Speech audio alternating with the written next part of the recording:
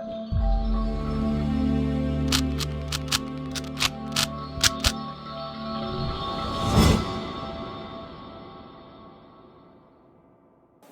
friends, welcome to your channel of YouTube that is Elite Learning. मैं राहुल गरुड़ स्वागत करता हूँ आपका इस चैनल में। आज के वीडियो में हम देखेंगे रेडिएशन का अगला concept.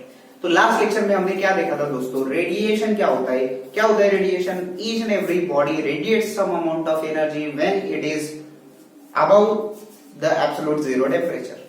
Okay, what is the absolute temperature? That also we have seen in last lecture, and also we have seen that coefficient of reflection, coefficient of transmission, and coefficient of absorption. These three coefficients decide what happens to the energy incident onto the body. तो last lecture में detail में हमने ये सब कुछ discuss कर लिया है. आज की वीडियो में हम डिस्कस करेंगे परफेक्टली ब्लैक बॉडी क्या होता है और फेरिस ब्लैक बॉडी क्या होता है. ठीक है दोस्तों, चलिए शुरू करते हैं आज का वीडियो. शुरू करने से पहले अगर आपने चैनल को सब्सक्राइब नहीं किया है तो जल्द से जल्द जाके चैनल को सब्सक्राइब करना है और लगे हाथ बेल आइकन का बटन दबाना मत भूलना. क्यों दबाना है आपको तो पता ही है दोस्तों. तो चलिए शुरू करेंगे आज का वीडियो. तो नोटबुक निकाल लेना है, पेन भी निकाल लेना है, साथ ही उसका कैप निकालना मत भूलना और सीधा लिख दो perfectly black body. Perfectly black body. So what is perfectly black body? That we will see in detail. But before that, उसके पहले हमने लास्ट लेक्चर में तीन कोएफिशिएंट्स देखे थे related to absorption, reflection and transmission of heat energy incident on to the body. तो क्या थे वो कोएफिशिएंट्स?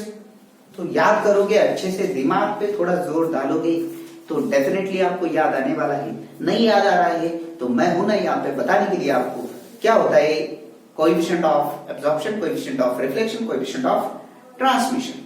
तो लास्ट लेक्चर में हमने क्या देखा था कि जो एनर्जी इंसिडेंट हुई है उसमें से कितनी एनर्जी एब्जॉर्ब हुई है, ये जो रेशो होता है ये आपको बताता है कोएफिशिएंट ऑफ एब्जॉर्प्शन के.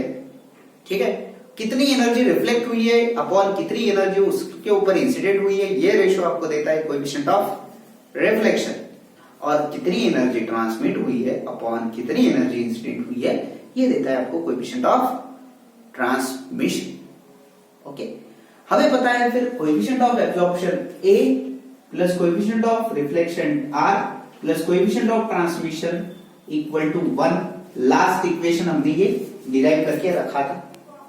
लेकिन यहां पे ध्यान देना दोस्तों, कुछ बॉडीज ऐसी है दुनिया के अंदर जिनकी प्रॉपर्टी जो होती है सिर्फ एब्जॉर्प्शन को सपोर्ट करती है. कुछ बॉडीज ऐसी है जिनकी ऐसी प्रॉपर्टी होती है, ऐसा नेचर होता है वो रिफ्लेक्शन को ज्यादातर सपोर्ट करते हैं.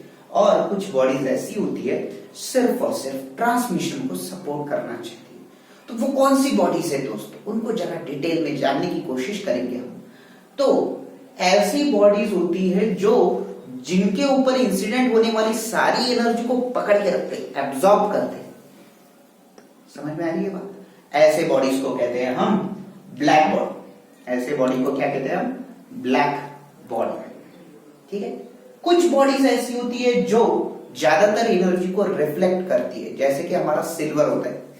ग्लास का जब हम मिरर में कन्वर्जन करते हैं so we give the coating of silver on one side of glass to make it or to convert it into mirror.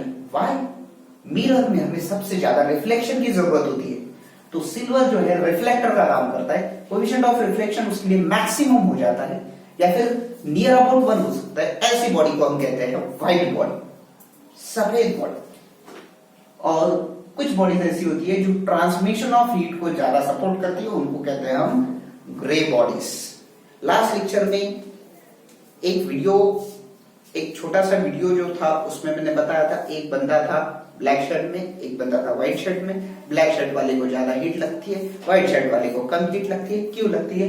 Because coefficient of absorption and reflection are different for black body and white body. ठीक है, तो black body क्या होती है? Black body definition लिख लेना है. Black body is a body which absorbs more energy incident on it। ठीक है, तो ब्लैक बॉडी ऐसी बॉडी रहेगी वो जो ज्यादा से ज्यादा एनर्जी को एब्जॉर्ब करेगी जो उसके ऊपर इंसिडेंट हो रही है उसमें से। ठीक है, अभी इसी में नेक्स्ट लेवल का टाइप आएगा उसका परफेक्टली ब्लैक बॉडी। तो परफेक्टली ब्लैक बॉडी PBB क्या होगा, is a body which completely absorbs whole energy incident on it। समझ में आ रही है बात? देखो ब्लैक बॉडी क्या होती है, ब्लैक बॉडी ऐसी बॉडी है जो ज्यादातर एनर्जी उसके ऊपर इंसिडेंट होने वाली जो रहेगी उसमें से ज्यादातर एनर्जी एब्जॉर्ब करना चाहेगी। उसी में स्पेशल टाइप का बॉडी होता है perfectly black body. Perfectly black body क्या होता है, जितनी उसके ऊपर इंसिडेंट होने वाली एनर्जी है उतनी सारी वो एब्जॉर्ब कर लेगा, कुछ भी एनर्जी रिफ्लेक्ट नहीं करेगा, कुछ भी एनर्जी वो ट्रांसमिट नहीं करेगा, तब उसको कहा जाएगा परफेक्टली ब्लैक बॉडी। समझ में आ रही है बात? परफेक्टली ब्लैक बॉडी का एग्जाम्पल क्या है? एग्जाम्पल जो है वो है लैम्प ब्लैक, एक एग्जाम्पल है। दूसरा एग्जाम्पल है platinum black, etc. So these are the materials which absorb whole energy incident onto them। लेकिन यहाँ पे परफेक्टली ब्लैक बॉडी के बारे में और डिटेल में जानना जरूरी है, और वो ये है कि देखो यहाँ पे इंसिडेंट एनर्जी अगर Q है और एब्जॉर्ब्ड एनर्जी अगर QA है वो इक्वल हो जाएंगे for perfectly black body. Why they are going to be equal? क्योंकि डेफिनेशन में हमने क्या लिख के दिया है, क्या लिखा है आपने नोटबुक के अंदर? नहीं लिखा है तो लिख लो भाई। Perfectly black body is a body which completely absorb whole energy incident onto it। Okay, तो जितना एनर्जी इंसिडेंट हुआ है उतना ही एब्जॉर्ब्ड एनर्जी, मतलब सीधा है इसका coefficient of absorption is equal to energy absorbed upon energy incident is equal to unity, मतलब 1। और अगर कोएफिशिएंट ऑफ एब्जॉर्प्शन 1 हो गया, इसका सीधा मतलब है coefficient of reflection and coefficient of transmission are going to be 0। Why they are going to be 0? क्योंकि रिफ्लेक्शन, ट्रांसमिशन और एब्जॉर्प्शन कोएफिशिएंट का सम होता है 1, उसमें से एक अकेले का ही वैल्यू 1 हो गया तो दूसरों का वैल्यू तो 0 ही होना चाहिए ना। समझ में आ रही है बात? तो ये होती है परफेक्टली ब्लैक बॉडी, जिसके लिए कोएफिशिएंट ऑफ एब्जॉर्प्शन क्या होता है, 1 होता है, और coefficient of reflection and coefficient of transmission are 0। ठीक है, तो तभी जाके वो पूरा एनर्जी जो उसके ऊपर इंसिडेंट होने वाला है वो एब्सॉर्ब करेगा। ठीक है, एग्जांपल्स है lamp black and platinum black etcetera.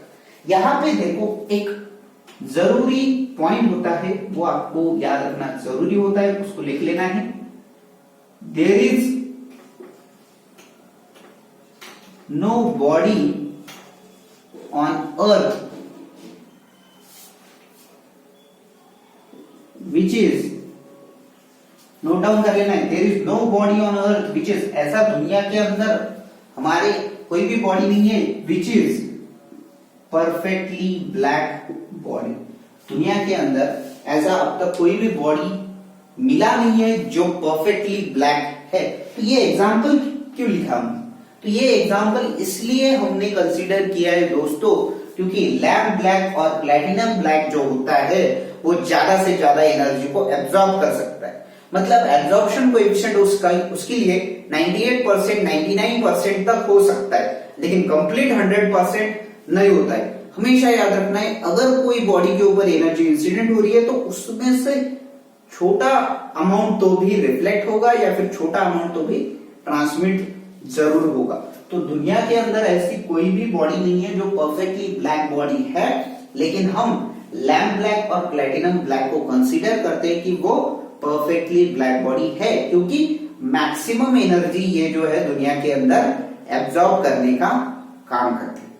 तो समझ में आया ब्लैक बॉडी क्या होता है? Black body is a body which absorbs more energy incident on to it, सबसे ज्यादा एनर्जी वो एब्जॉर्ब करता है। उसमें ही स्पेशल टाइप है परफेक्टली ब्लैक बॉडी, जिसके लिए कोएफिशिएंट ऑफ एब्जॉर्प्शन 100% होगा या फिर 1 होगा। और एग्जांपल्स क्या है? Lamp black and platinum black. उसमें भी एक महत्व का पॉइंट क्या लिखा हमने कि कोई भी बॉडी जो होती है दुनिया के अंदर, आज तक ऐसी बॉडी नहीं मिली है जो परफेक्टली ब्लैक हो सकती है। समझ में आया? और ये जो है ये 98 to 98.9% इंसिडेंट एनर्जी को एब्जॉर्ब करते हैं। ठीक है, तो अभी हमें परफेक्टली ब्लैक बॉडी यहां से तो मिला नहीं है, इसीलिए फेरी नाम का एक साइंटिस्ट था, उसने ठान ली थी कि मैं परफेक्टली ब्लैक बॉडी बना के दिखाऊंगा, और उसने बनाई भी है। ठीक है, तो उसी को हम पढ़ते हैं in the section Ferry's black body. ठीक है दोस्तों, तो अभी हम स्टार्ट करेंगे next point, that is Ferry's black body. ठीक है, तो हेडलाइन दे देना है नोटबुक के अंदर, Ferry's black body.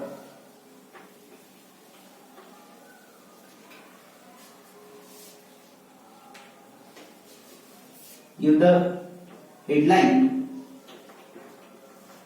Fairies Black Body। तो फेरी का ब्लैक बॉडी क्या है? जैसा कि मैंने पहले ही बोला है, there is no body in on the earth which is perfectly black. तो परफेक्टली ब्लैक बॉडी नहीं है, मतलब कोएफिशिएंट ऑफ एब्जॉर्प्शन एग्जैक्टली 1 नहीं है, 90.98 0.99 है कुछ बॉडीज का, जिसका एग्जांपल हमने देखा लैम्प ब्लैक और प्लैटिनम ब्लैक। ठीक है, तो फेरी ये जो था, इसने ठान ली थी कि मैं ब्लैक बॉडी बना के रहूंगा। तो उसके लिए उसने क्या किया, एक कंस्ट्रक्शन बना के दिया। उसमें उसने क्या कहा कि एक हॉलो पाइप ले लो सर्कुलर सेक्शन के ऐसे फॉर्म में,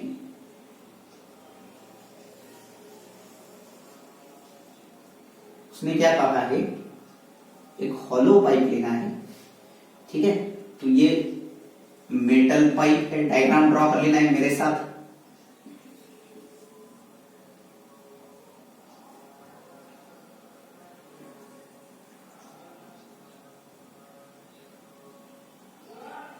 यहां पे हॉलो सेक्शन है,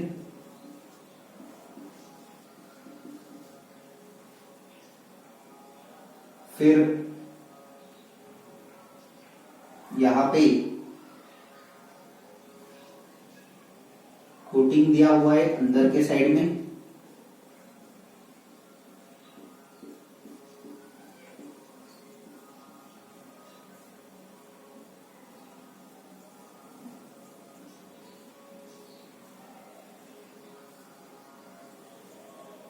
ये जो कोटिंग है, ये कोटिंग आपको देना है लैम्प ब्लैक का, लैम्प ब्लैक कोटिंग। ठीक है, अंदर के साइड में लैम्प ब्लैक कोटिंग, यहाँ पे हॉलो है पाइप और मेटालिक पाइप है ऐसे दिया हुआ। ठीक है, अभी इसको कन्वर्ट करना है परफेक्टली ब्लैक बॉडी के अंदर, इसीलिए ये जो ओपनिंग दिया है पाइप का, इसके एग्जैक्टली अपोजिट वाले कॉर्नर पे हम यहां पे ऐसा प्रोजेक्शन देते हैं, जिसको कहते हैं हम कोनिकल प्रोजेक्शन। इसका इंपॉर्टेंस बहुत ज्यादा है परफेक्टली ब्लैक बॉडी बनाने के लिए, इसका कोनिकल प्रोजेक्शन। ठीक है, तो यहां पे क्या होगा दोस्तों, फेरी ने ऐसा एक स्ट्रक्चर बना के दिया है for formation of perfectly black body. भी यहां पे ब्लैक बॉडी ने क्या करना चाहिए, हमें पता है कि ब्लैक बॉडी परफेक्टली ब्लैक तभी कहलाई जाएगी जब उसका कोएफिशिएंट ऑफ एब्जॉर्प्शन 1 होगा, मतलब जितनी एनर्जी उसने एब्जॉर्ब इंसिडेंट हुई है उसके ऊपर, वो सारी की सारी उसने एब्जॉर्ब करनी जरूरी है। ठीक है, तो उसने एक स्ट्रक्चर बना के दिया, डायग्राम ड्रॉ कर लेना है। अगर आप तक आपने डायग्राम नहीं ड्रॉ किया है तो जल्द से जल्द डायग्राम ड्रॉ कर लेना है। एक हॉलो पाइप उसने कंसीडर किया है, मेटल पाइप रहेगा और उसके अंदर हॉलो सेक्शन रखा है। हॉलो सेक्शन क्यों रखा है, क्योंकि यहां से हीट कंडक्ट नहीं होनी चाहिए बाहर की तरफ, और अंदर वाला जो क्रॉस सेक्शन है पाइप का उसके ऊपर उसने लैम्प ब्लैक कोटिंग रखा है। लैम्प ब्लैक कोटिंग क्यों रखा है? क्योंकि इसका कोएफिशिएंट ऑफ एब्जॉर्प्शन ए जो रहता है लगभग 0.98 रहता है, या फिर इसी को हम कह सकते हैं 98% लगभग रहेगा coefficient of absorption for lamp black material. इसका कोटिंग दिया है। और यहाँ पे क्या दिया है हमने? Conical projection. कोनिकल प्रोजेक्शन क्यों दिया है वो भी मैं बताऊंगा। तो यहाँ पे क्या होगा, ये जो स्मॉल ओपनिंग है यहां से एक्सटर्नल एनर्जी जो है इस प्रोजेक्शन के ऊपर इंसिडेंट होगी। This is what external energy, जो बाहर से आने वाला एनर्जी है यहां से ऐसे आके इस कोनिकल प्रोजेक्शन के ऊपर हिट करेगा।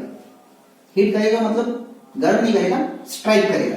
तो जब ये एनर्जी यहां से आके यहां पे स्ट्राइक करेगी, कोनिकल प्रोजेक्शन हमने इसलिए दिया है कि यहां पे अगर नॉर्मल इंसिडेंस हो जाए, क्या हो जाए? नॉर्मल इंसिडेंस हो जाए, तो हमें पता है कि नॉर्मल इंसिडेंस पे रे जो है उसी पाथ पे वापस चला जाता है। तो हमें एनर्जी को यहां से वापस जाने देना नहीं है, उसको वहीं पे ट्रैप करना है। तो कोनिकल प्रोजेक्शन देने की वजह से होता क्या है, तो यहाँ पे नॉर्मल इंसिडेंस जो है वो अवॉइड किया जाता है, कभी भी नहीं हो सकता है, क्योंकि हमने यहाँ पे कोनिकल प्रोजेक्शन दिया है। तो एनर्जी इंसिडेंट हो गई, यहाँ पे इंसिडेंट होने के बाद यहां से वो एनर्जी रिफ्लेक्ट कर जाएगी। तो सपोज रिफ्लेक्ट करके एनर्जी जो है इस डायरेक्शन में चली गई, ठीक है। तो यहां से इंसिडेंट हुआ एनर्जी था क्यों, यहां पे इंसिडेंट हो गया एनर्जी क्यों। अभी ये मटेरियल जो है, ये मटेरियल क्या है? Lamp black material. जैसे ही यहाँ पे एनर्जी इंसिडेंट होगी 98% एनर्जी जो है एब्जॉर्ब हो जाएगी, और बची हुई 2% एनर्जी जो है यहां से रिफ्लेक्ट करके सपोज इधर स्ट्राइक कर दे, ठीक। तो पहले इंसिडेंट्स पे 98% एनर्जी जो है इंसिडेंट में से एब्जॉर्ब हो चुकी है, बची है सिर्फ 2% एनर्जी। अभी ये 2% एनर्जी जो यहां पे स्ट्राइक करेगी, उसमें से भी 98% एनर्जी जो है यहां पे एब्जॉर्ब हो जाएगी, बची हुई एनर्जी इधर रिफ्लेक्ट हो जाएगी। समझ में आ रही है बात? पहले इंसिडेंट्स पे इनिशियल एनर्जी में से 98% चला गया, दूसरे इंसिडेंट्स पे बचे हुए 2% का और 98% भाग गए, निकल चुका है, एब्जॉर्ब हो चुका है। फिर यहां पे उस बचे हुए के 98% के बचे हुए एनर्जी का फिर से 98% एनर्जी जो है यहाँ पे एब्जॉर्ब हो जाएगा। तो बचा हुआ अमाउंट जो है एकदम छोटा सा रहेगा, फिर से यहां से जाके एनर्जी यहां पे इंसिडेंट हो जाएगी, और ऐसा चलता ही रहेगा दोस्तों, ऐसा चलता ही रहेगा। हर इंसिडेंस पे बचे हुए एनर्जी में से 98% एनर्जी कंटिन्यूअसली ये लैम्प ब्लैक मटेरियल जो है उसमें से एनर्जी सोख लेगा। सोख लेगा मतलब एब्जॉर्ब कर लेगा, एब्जॉर्ब कर लेगा मतलब उसमें से वो सब्ट्रैक्ट हो जाएगी, और बची हुई एनर्जी आगे के साइड में कन्वे की जाएगी। उसमें से भी फिर से आगे इंसिडेंट पे लैम्प ब्लैक ही है, ठीक है। इधर से निकलेंगे तो उधर भी आगे उधर जाएंगे, उसके आगे जाएंगे, उधर भी एब्जॉर्प्शन ही है, एब्जॉर्प्शन। तो यहाँ पे ये कोटिंग देने का रीजन वही था कि ज्यादा से ज्यादा एनर्जी जो है कंप्लीट एब्जॉर्प्शन हो जाए। कोनिकल प्रोजेक्शन देने का रीजन भी है कि यहाँ पे नॉर्मल इंसिडेंस जो है उसको हमें अवॉइड करना है। तो यहाँ पे क्या हुआ दोस्तों, क्यों अमाउंट की एनर्जी इंसिडेंट हुई, लेकिन उसको बाहर जाने के लिए जगह नहीं मिल रही है, इसको यहां से बाहर जाने के लिए जगह नहीं मिल रही है। That is why this body is acting as a perfectly black body. यहाँ पे 2 पॉइंट्स याद रख लेना है, बहुत ही ज्यादा इंपॉर्टेंट रहेंगे। कोनिकल प्रोजेक्शन जो होता है, conical projection is given to avoid normal incidence. Energy का नॉर्मल इंसिडेंस जो होता है वो अवॉइड करने के लिए हमने फेरी ब्लैक बॉडी के अंदर कोनिकल प्रोजेक्शन दिया हुआ है, क्योंकि कोनिकल प्रोजेक्शन से रिलेटेड एमसीक्यूज जो है नीट या फिर सीईटी के एग्जाम्स में आ सकते हैं, और बोर्ड के एग्जाम में भी आ सकते हैं। Why conical projection in Ferry's black body is given. Reason क्या है, कोनिकल प्रोजेक्शन इसलिए दिया जाता है क्योंकि नॉर्मल इंसिडेंस अगर हो जाए तो उसी पाथ पे एनर्जी जो है वापस चली जाएगी और ये बॉडी जो है परफेक्टली ब्लैक बॉडी नहीं कहलाएगी। तो उसको अगर परफेक्टली ब्लैक बॉडी बनाना है तो हमें कोनिकल प्रोजेक्शन देना बहुत जरूरी होता है। ठीक है, यहां पे हॉलो सेक्शन क्यों दिया है? Hollow section is given to avoid conduction. समझ में आ रही है बात? कंडक्शन एनर्जी का होना जो चाहेगा मटेरियल, जो कुछ भी हो सकता है, उसको अवॉइड करने के लिए हमने यहाँ पे दिया है हॉलो सेक्शन, क्योंकि यहाँ पे जो कुछ भी एनर्जी इंसिडेंट होगी उसकी वजह से ये मटेरियल जो है इसका टेम्परेचर बढ़ेगा। इसका टेम्परेचर अगर बढ़ेगा तो प्रॉपर्टी होता है ना मेटल का कि हाई टेम्परेचर से लो टेम्परेचर तक एनर्जी का कन्वेयंस हो सकता है, जिसको हम कहते हैं कंडक्शन। लेकिन हम चालाक है गुरु, और हमने क्या चालाकी की है? हॉलो सेक्शन दिया है। एक्चुअली हमने नहीं किया है, वो फेरी मिस्टर फेरी साहब ने किया है। तो क्या किया है उन्होंने? हॉलो सेक्शन दिया है। क्यों दिया है? क्योंकि कंडक्शन, वहां पे जो कुछ भी कंडक्शन का लॉस ऑफ हीट होगा उसको हमने यहाँ पे अवॉइड कर दिया है। ठीक है दोस्तों, तो ये है फेरिस ब्लैक बॉडी। क्या देखा है आज के लेक्चर में हमने, उसको थोड़ा रिवाइज करेंगे। पहले देखा हमने परफेक्टली ब्लैक बॉडी क्या होती है। ब्लैक बॉडी ऐसी बॉडी है जो ज्यादातर एनर्जी उसके ऊपर इंसिडेंट होने वाली जो होती है उसमें से ज्यादातर एनर्जी एब्जॉर्ब करेगी। परफेक्टली ब्लैक बॉडी क्या है? ज्यादातर एनर्जी नहीं एब्जॉर्ब करेगी, पूरा का पूरा एनर्जी एब्जॉर्ब करेगी। होते हैं ना ऐसे दुनिया के अंदर लोग कुछ, जिसमें बेस्ट एग्जांपल हम हमारे पॉलिटिशियंस का दे सकते हैं। कुछ पॉलिटिशियन ऐसे होते हैं जो 100% बजट में से 50% जो होता है वो पब्लिक वर्क के लिए यूटिलाइज करते हैं और 50% जो है अपने जेब में ले लेते हैं। लेकिन कुछ खतरनाक एंटी पॉलिटिशियन ऐसे होते हैं वो 100% में से 100% अपनी जेब में डालना चाहते हैं और जनता को क्या बताना चाहते हैं कि जो कुछ भी रीजन देना चाहते हैं। लेकिन यहाँ पे भी वैसा ही, परफेक्टली ब्लैक बॉडी ऐसी बॉडी है जो जितना भी एनर्जी उसके ऊपर इंसिडेंट हो रहा है उसमें से ज्यादातर अमाउंट जो है वो एब्जॉर्ब करना चाहता है, तब उसको कहेंगे हम perfectly black body. Perfectly black body के लिए एब्जॉर्प्शन कोएफिशिएंट 1 होना चाहिए, रिफ्लेक्शन और ट्रांसमिशन कोएफिशिएंट 0 हो जाएगा। ठीक है, दुनिया के अंदर ऐसी कोई बॉडी आज तक मिली नहीं है जो परफेक्टली ब्लैक बॉडी है। लेकिन फिर भी हम कंसीडर करते हैं कि लैम्प ब्लैक और प्लेटिनम ब्लैक जो है वो परफेक्टली ब्लैक बॉडी है। क्यों कंसीडर करते हैं हम? क्योंकि वो मोस्ट ऑफ द एनर्जी को एब्जॉर्ब करते हैं। 98 to 99% एनर्जी चल रही थी, उसी में फेरी बेचारा आगे आ गया, उसने बोला कि मैं बना के देता हूं आपको परफेक्टली ब्लैक बॉडी। उसमें क्या है, एकदम आसान है। तो उसने क्या किया, एक हॉलो पाइप का सेक्शन ऐसा सर्कुलर लिया जिसको छोटा ओपनिंग इधर दे दिया और अंदर वाले सेक्शन पे ये जो लैम्प ब्लैक का कोटिंग लगा दिया और यहाँ पे कोनिकल प्रोजेक्शन दे दिया और बताया कि इधर से अगर एनर्जी इंसिडेंट होगी तो उसमें कोनिकल प्रोजेक्शन के ऊपर स्ट्राइक करेगी। कोनिकल प्रोजेक्शन क्यों दिया था? क्योंकि नॉर्मल इंसिडेंस को अवॉइड करना था। नॉर्मल इंसिडेंस को क्यों अवॉइड करना था? क्योंकि नॉर्मल इंसिडेंस अगर हो जाए तो पूरा एनर्जी, मतलब उसमें से 98% में से बचा हुआ 2% एनर्जी बाहर निकल जाएगा और ये बॉडी परफेक्टली ब्लैक बॉडी नहीं रह सकती। ठीक है, ऐसे तो फेरी जो है वो गलत हो जाता, इसीलिए उसने कोनिकल प्रोजेक्शन दे दिया। ठीक है, हॉलो सेक्शन क्यों दिया? क्योंकि कंडक्शन की वजह से एनर्जी लॉस नहीं होना चाहिए। तो कोनिकल प्रोजेक्शन देने से एनर्जी जो है यहाँ पे लैम्प ब्लैक के ऊपर फर्स्ट इंसिडेंस हो गया। फर्स्ट इंसिडेंस हो गया तो 100% में से 98% एनर्जी जो है एब्जॉर्ब हो गई।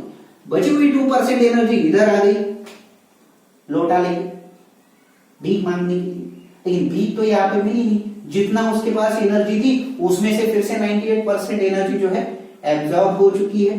तो बचा हुआ एनर्जी लेके वो फिर से दूसरे सरफेस, दूसरे साइड में जाके स्ट्राइक हो गई। तो ऐसा होते होते हर एक इंसिडेंस पे पिछले बचे हुए एनर्जी में से एनर्जी जो है एब्जॉर्ब ही ज्यादा होती रही और ये बॉडी जो है कंप्लीटली ब्लैक बॉडी बन गई, क्योंकि उसने पूरा एनर्जी क्या कर लिया, एब्जॉर्ब कर लिया। तो ये है फेरिस ब्लैक बॉडी। बोर्ड में इससे रिलेटेड 2 या 3 मार्क के लिए एक्सप्लेनेशन के लिए सवाल आपको आ सकता है, तो याद रखना। कोनिकल प्रोजेक्शन और हॉलो सेक्शन क्यों दिया है, इससे रिलेटेड आपको एमसीक्यूज आ सकते हैं सीटी या फिर नीट जैसे एग्जाम्स में। ठीक है दोस्तों, आज के वीडियो में बस इतना ही। अगले वीडियो में मिलेंगे लेके फेरिस ब्लैक बॉडी स्पेक्ट्रम। ठीक है, तो स्पेक्ट्रम क्या होता है, स्पेक्ट्रम जो होता है वो होता है रेडिएशन का स्पेक्ट्रम। जब ये ब्लैक बॉडी ज्यादा से ज्यादा एनर्जी एब्जॉर्ब करेगी तो उसका टेम्परेचर ज्यादा से ज्यादा बढ़ेगा। टेम्परेचर बढ़ेगा तो रेडिएशन भी इंक्रीज होगा, क्योंकि रेडिएशन का बेसिक डेफिनेशन क्या है, each and every body radiates energy due to its temperature. Temperature is more, more is the radiation. Temperature is less, less is the radiation. समझ में आ रही है बात? तो ब्लैक बॉडी स्पेक्ट्रम क्या होता है वो अगले लेक्चर में कंटिन्यू करेंगे। फिर वेल्स डिस्प्लेसमेंट लॉ भी पढ़ेंगे, स्टीफन्स लॉ भी पढ़ेंगे, न्यूटन्स लॉ ऑफ कूलिंग भी देखेंगे, सब पढ़ लेंगे यार। तब तक एंजॉय करते रहना, अगले वीडियो में मिलेंगे। तब तक keep studying, keep supporting, keep hard working. Thank you.